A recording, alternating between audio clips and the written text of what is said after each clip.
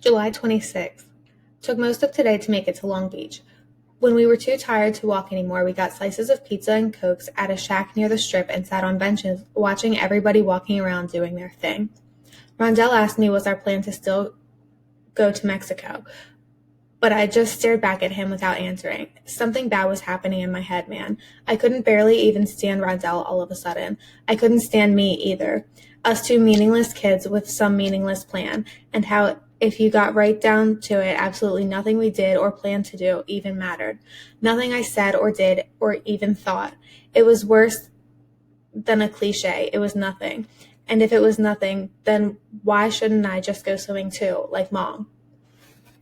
Worst thing is, I sat there for over an hour thinking about it, and I couldn't think up even one reason why not to. Not one. The only explanation for me not dropping my shit right that second and sprinting to the ocean is because I was too much of a pussy to actually do it, which is even sadder than nothing, maybe. Rondell asked me about Mexico again, but I just stared at him with this crazy-ass smile on my face, like the one Mom used to get, and I thought how much different it felt to be on the inside of a psycho look instead of on the outside.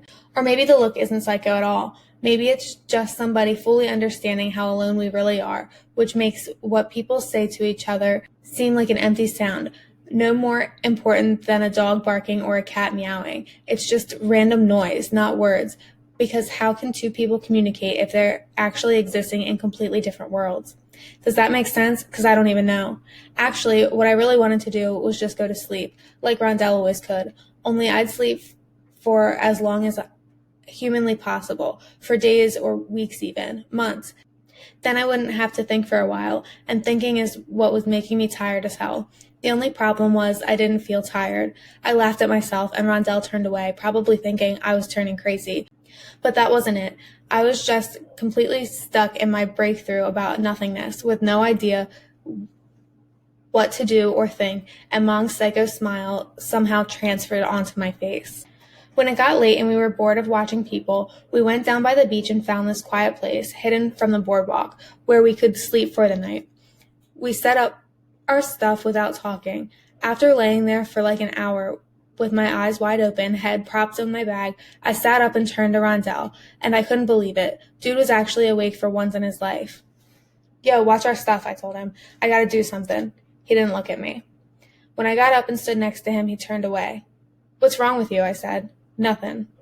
I booted a rock that was under the toe of my kick and said, Look, man, we can talk about shit tomorrow or whatever. Tonight I just don't feel like it. He shrugged, stayed looking away from me. Yo, Rondo, I said. He didn't answer. Rondo, nothing. I got a frown on my face and said, Oh, you ain't talking to me now? I went around the other side of him, where he was looking, and he turned his head the other way, like a stubborn little kid. I stared down at the guy for a sec, shaking my head. I wasn't some damn counselor, man. How could somebody expect me to talk his ass through what happened to Mom? Whatever, I said, and started walking off.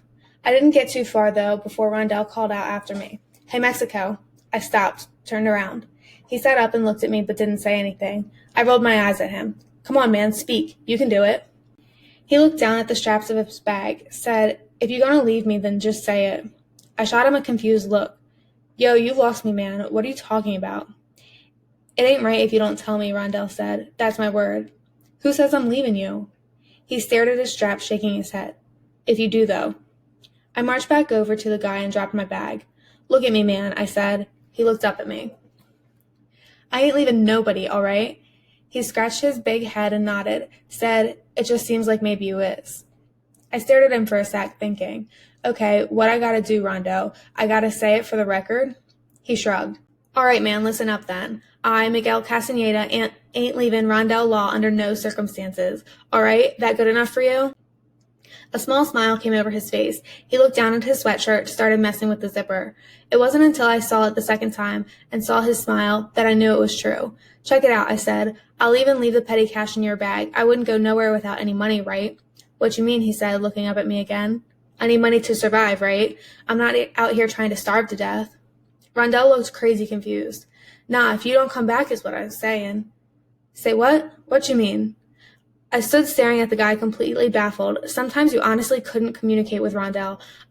I'm not even saying that shit to be funny. It was like we were speaking two totally different languages.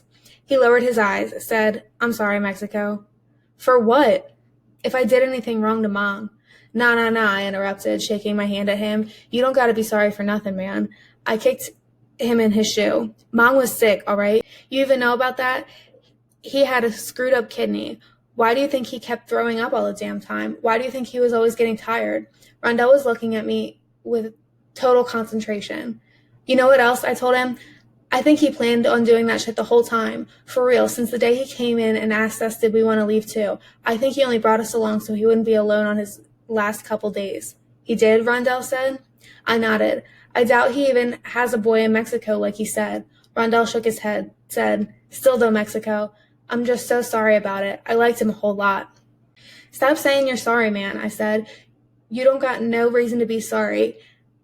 It had nothing to do with me or you. It was totally separate. And besides, he told me that last night how you were his best friend in the world. Rondell pulled his zipper down an inch or two, pulled it back up, pulled it down, back up. He looked up at me and said, He did? I nodded. He got a little smile on his face. Look, I'll be right back, okay? I promise. If I don't show up, you got the money anyways. You can go buy yourself all the hot dogs and beer in the world. He nodded and laid back down, closed his eyes. I stared at him for a few seconds longer, shaking my head, and then started back toward the street.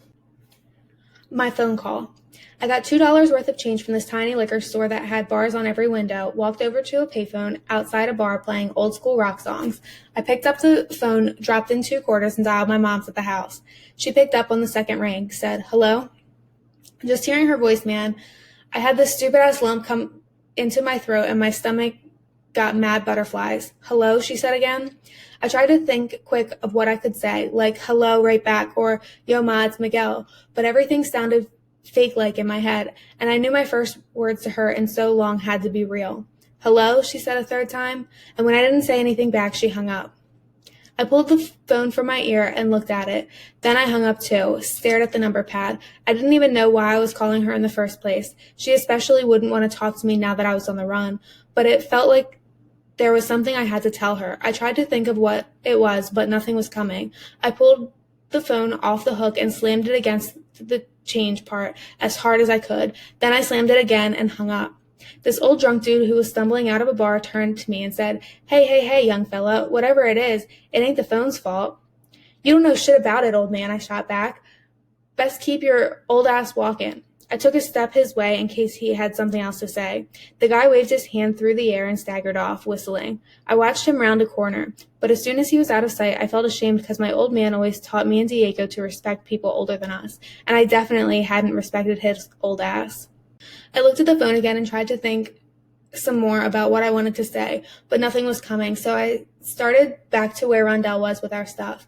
I only made it halfway down the block, though, before I spun around and went right back to the payphone. I dropped in more change and dialed my mom's number again. Hello, she said off the first ring. I didn't say anything back. Hello, she said again. I got another lump in my throat just hearing her voice again, but I couldn't talk. I had no words to say. Miguel, she said. My eyes went wide. My stomach dropped. I hung up the phone as quick as I could and backed off a few steps, staring at it. My legs went like jello right there, like I was about to fall over, but I didn't. I hadn't heard my mom say my name in forever, but at the same time, it felt normal too, like nothing ever happened, and she was just asking me a question about something back at home, or saying if I could help do the dishes. The lump in my throat grew so big, it felt like I was going to choke my ass to death. But when I tried to spit it out on the sidewalk, nothing came out. It was just stuck there. I looked at the payphone again, gave myself a little shot in the ribs, one in the temple. I grabbed my left arm with my right hand and squeezed as hard as I could. I spit again, then smacked the shit out of the cut on my lip where the guy hit me. It started bleeding down my chin and neck. I touched 2 fingers to it and looked at him, and for some reason, seeing my own blood like that made me calm down some. I sat down on the curb and leaned my chin in my hands, stared at the bar across the street. The bouncer was in a chair in front of the open door, looking down at a newspaper. I listened to the music, ignoring my stinging lip and the blood running down my chin, into my hands, down my arms. I wanted to see if they'd play one of the songs Moms used to make me listen to back in the day, like maybe that Don't Think Twice song by Bob Dylan, or something by Simon and Garfunkel or Cat Stevens. I thought maybe it could be like a sign or whatever, like me and her were talking even though I just hung up the phone. I sat there listening for a long-ass time, concentrating my ears, waiting, but one never came on.